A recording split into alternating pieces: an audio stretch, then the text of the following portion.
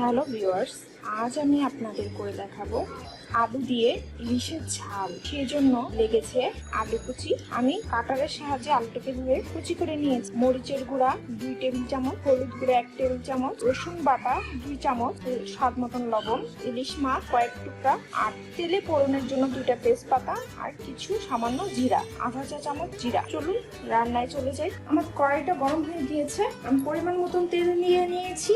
এখন আমি তেলে ফোড়নের জন্য 2টো তেজপাতাকে ছিঁড়ে নেব, আধা চা চামচ জিরা। আমার জিরাটা রংটা চেঞ্জ হওয়ার জন্য অপেক্ষা করছি।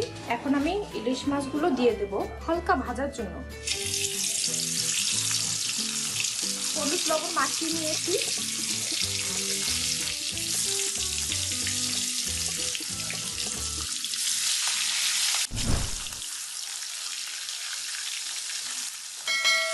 আমি মাছটাকে হালকাভাবে এপিট ওপিট দিয়ে ভেজে নেব।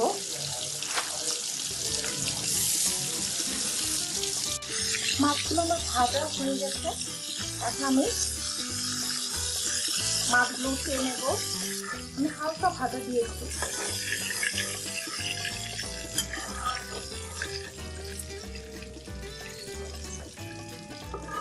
আমি এখন এই আলুটার মধ্যে লবণ আর সামান্য হলুদের গুঁড়া দিয়ে মাখিয়ে নেব।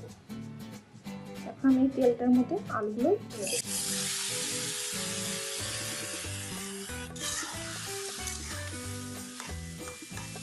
আলুটাকে আমি এবার কিছুক্ষণের জন্য ভেজে নেব, হালকা 3 থেকে 4 মিনিট।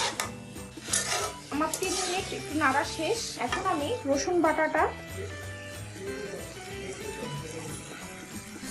এটার সাথে মিশিয়ে নেব।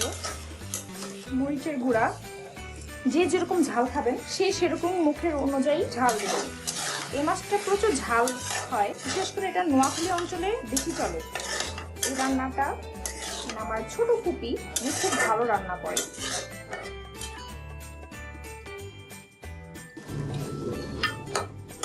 হলুদের গুঁড়া,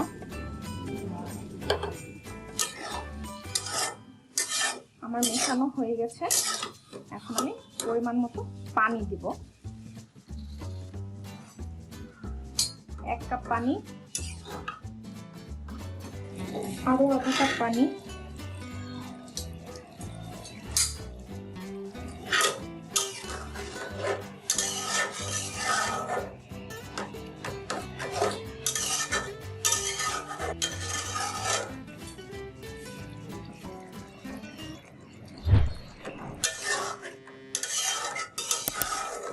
আমি ঝোলটা চেক করে নিয়েছি, আমার লবণ আর প্রয়োজন ছিল।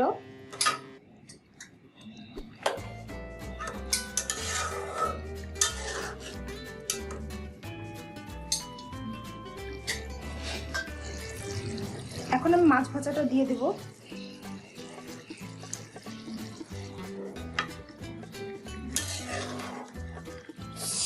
আমি মাছগুলোকে এভাবে ভিতরে সব ঢুকিয়ে দিলাম। হয়ে গেল আমার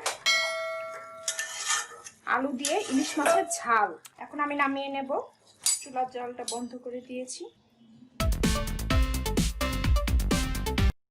হয়ে গেল আমার ইলিশ মাছের আলু ঝাল তরকারি।